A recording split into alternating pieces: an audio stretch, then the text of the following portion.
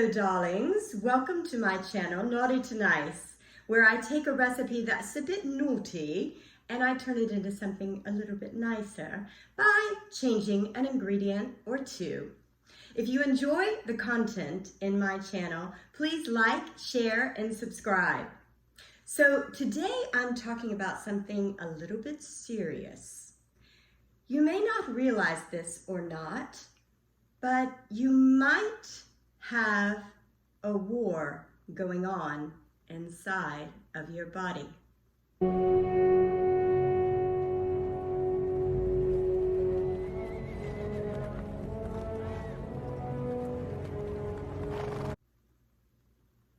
And there are good guys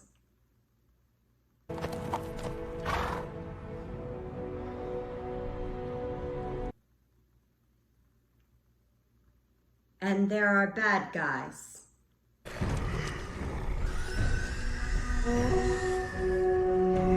Eventually, the two may clash and wreak havoc on your body.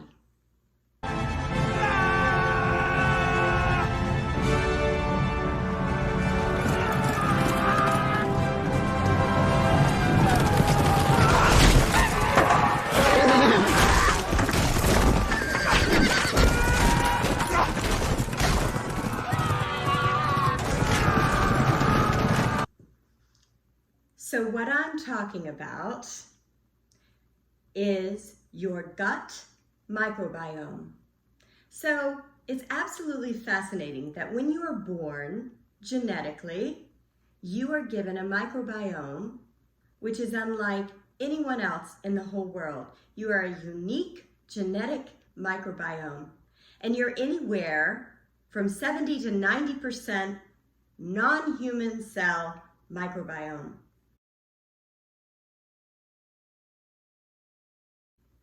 That's right. So we are made up of 90% fungi, viruses, and bacteria.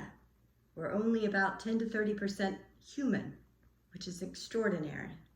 And our microbiome continues to change as we develop and grow, sometimes for the good and sometimes for the bad. So these microbiome primarily are concerned with your gut and what's going on in your gut. Now, some of these microbiome are good guys and some are bad guys. But the key is you want to have a very diverse colony before you go to war. You don't want to go to war at all, but if you do have to go to war and you're being attacked, you want to make sure that you've got a good colony of microbiome to fight a battle. So before I talk about the good microbiome and the bad microbiome and who they are, let me talk about what they do. Okay, so first let's talk about the good guys. What do they do? First of all, they give us energy. That's right. You got some good guys down there, you got a lot of energy. Next, they fight diseases. That includes bad viruses, bacteria, and fungi such as Candida, okay? And so that's what the good guys do. They also produce amino acids, right? So for those of us that are weightlifters, they really help us and improve our athletic performance. Very important. They fight off diabetes. And more on insulin resistance in another video. I'm going to talk a lot about insulin because I'm finding out more and more myself. They create vitamin K and B12. B12 gives you a healthy metabolism. So if it's jacked up, no matter what you seem to do, you can't lose weight. So if you got a bad microbiome or you don't have the good microbiome fighting you, you won't have as healthy of a metabolism. And next, they create vitamin K, which fights off blood clots. Most importantly, and my favorite of the good bacteria, is that it gives you mental clarity and good moods. Who doesn't want to be able to think clearly and be in a good mood? Sometimes we don't necessarily think about our microbiome is actually talking to us, making us do bad stuff. Next, let's talk about the bad boys. The bad boys are where 90% of all diseases come from. They can cause gastro, IBS, diarrhea, gas, acid reflux, bloating, all kinds of havoc on your gastro system. Skin problems such as acne, hives, and itching. Again, this has to do with your gut. Autoimmune issues. I can relate to that. Hashimoto's. I developed Hashimoto's about 10 years ago. Of course, I've had thyroid problems since I was 12 years old, so I've had it my whole life. Rheumatoid arthritis, Crohn's disease, all kinds of autoimmune issues, brain problems such as headaches, anxiety, depression, and foggy thinking. Okay, so now we know the good guys, now we know the bad guys, what they do. Let's talk about how you can increase the colonization of the good guys instead of the bad. The good guys are probiotics. Everybody's talking about probiotics, right? So you might want to take a pill, etc., to get a probiotic. And there's nothing wrong with that, but usually those probiotic pills, sometimes they don't include very many strains or not very many of the strains. And sometimes there's only like one strain of probiotics. So what I recommend is fermented foods. I've got a lot of videos coming out about fermented foods, and most fermented foods that you can make yourself with basically vegetables, water, and salt at home, super easy.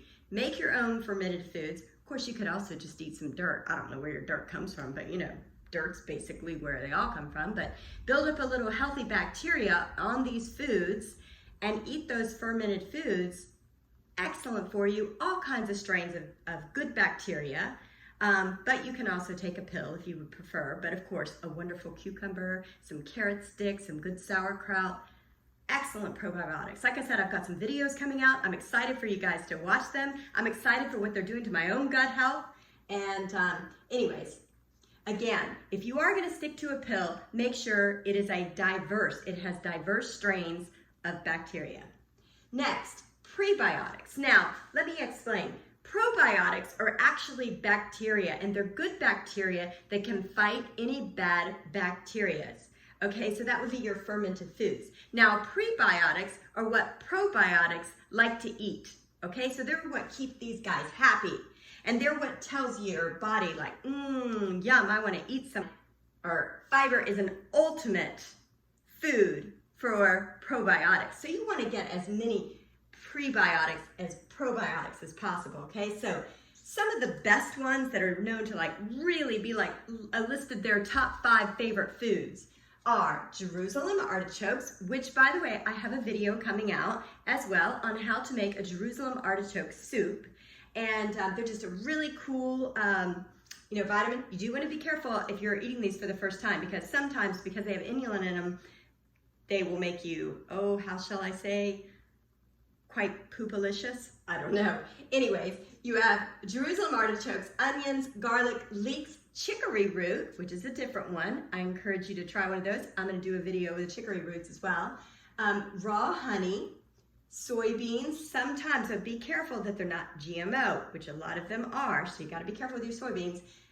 Bananas, they do tend to be high in insulin, so you kind of want to be careful with your carbohydrates if you're watching bananas.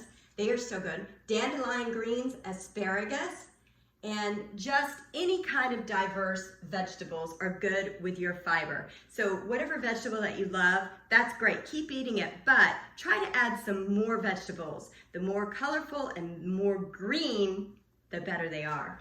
All right, so next, bone broth, collagen, and glutamine. Those help to repair the leaky gut wall, around the wall. So I encourage you to get as much of this. Try to just sip on a little bone broth instead of coffee sometimes. Throw a little collagen in your coffee, or just make a little smoothie with some collagen or a little glutamine. Ashwagandha, this is a really fascinating herb, which definitely can increase your good guys. Kombucha, which is again like a fermented tea. You can make that at home. Kefir, which is like a fermented dairy product. Some people who cannot have dairy actually can have kefir because it's not as rough on their gut as a regular dairy. Yogurt, but again, you want to get organic yogurt if you can take dairy. If you can't take dairy, then avoid it. Apple cider vinegar, definitely every day. Have a little apple cider vinegar. It helps you to lose weight, and it has all kinds of positive benefits, including increasing your gut microbiome. Here's something interesting that I never really knew about. I know the Bible always talks about fasting, but I didn't know how good that fasting was to actually help with your gut. When you fast, your microbes actually get stronger, become more diverse, and they live longer. I am amazed by what all can happen in a fast. Did you know you can actually increase your brain stem cells? Fascinating stuff. All right, also, eating a healthy diet. I know that seems totally obvious, but any kind of green vegetables, good fats such as coconut oil, salmon, anything you can get to have some healthy fats. And then lastly, on my good list is polyphenols, okay? So we're talking coffee, yay, it is good for you. And also a very unsweetened chocolate. Or you can always do unsweetened cocoa and then make like a mousse with like avocados, which is also a good fat. I have a recipe on one of my videos. If you will check it out, I'll actually put a link here below. All right, let's talk about the things that the bad guys like to eat. All right, so the bad guys, their favorite food is sugar. And you know what's interesting? The bad microbiome in your body, it actually has like a little traitor in your midst, and that's your brain. So your microbiome, the bad ones, can tell your brain, hey, get me some sugar, I'm hungry. So you know when you get those cravings sometimes, I'd like a Snicker bar, or I would like some other kind of sugary something, right? That is your bad microbiome telling your brain to feed it. Don't do it. All right, so basically sugar you need to avoid as much as possible. And I know this is like so obvious, like everybody says that. Most every diet tells you don't have sugar. Of course, sugar is not the worst thing on the planet, but you have to be very careful how much you feed it. I just keep thinking about like that movie, The Gremlins. Remember when they would have a little water and then they turn into the monster? Well, that's how sugar is. And next is processed foods. A lot of processed foods, in order to increase its longevity, they will put chemicals in it. Furthermore, they're devoid of nutrients, processed food, and they also usually have added sugar and sodium. You know, a lot of people are really scared of salt. I don't know why, but it's really just the sodium and the kind of sodium that they use to make these processed foods that are so dangerous to us. Also, GMO foods. Now, I would just like to tell you a little something about GMOs, because you hear a lot of people talk about genetically modified foods and so forth, and some people are like, oh, they're fine. Some people are like, oh, no, they're not. But I would like to say this. Okay, so let's look at some other ones. This one is stress. Have you ever noticed that stressed people tend to have quite a few health issues all the time? Well, there's a reason. So if there's something that you can remove in your life to make you less stressed, and trust me when I say people can stress you out. So if you can avoid people who stress you, that's a good place to start. If something else in your life stresses you, maybe you work too long hours, or I don't know, maybe an attitude is stressing you out, learn to meditate or get near water or go out in the woods in nature, exercise, be less stressed, because stressed hurts your microbiome. Stress puts the bad guys, brings you a lot of bad guys. All right, artificial sweeteners. Artificial sweeteners, especially like aspartame, can actually make your colony of bad guys bigger, okay? So make sure you try to avoid artificial sweeteners.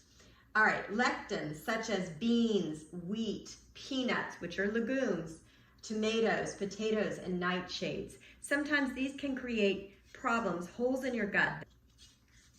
All right, bad fats such as trans fats or highly processed fats, your vegetable oil, your canola oil, all those different kinds of fats that are just not good, you should avoid.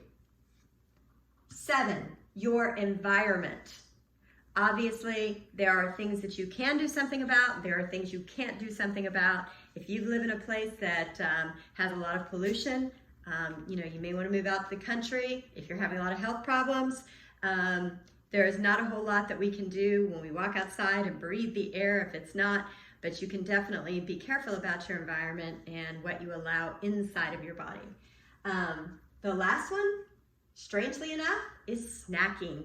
Maybe eating too often. And I have to say, this is just my own personal thing. The last couple of weeks I've been I've been on a diet. And I'm like fascinated at how much I was eating before. Just even like licky stuff. So anyways, I'm getting much better about snacking, but apparently snacking is not good because each time you do that, it spikes your insulin.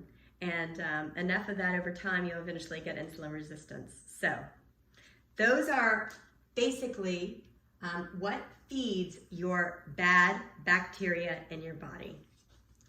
Well, guys, that's it on the good guys and the bad guys. I hope you enjoyed this video, and I hope perhaps some of the information was new to you. And if you enjoyed the information, and if you enjoy the things that I've shared with you, please like, share, and subscribe. And please comment below if you would like to hear more about. I will definitely be posting some recipes on what is naughty and what is nice, and I hope you'll follow me and try some of them. And most of all, I hope that you can join me in the journey to good health, good gut, and hope you have a great day.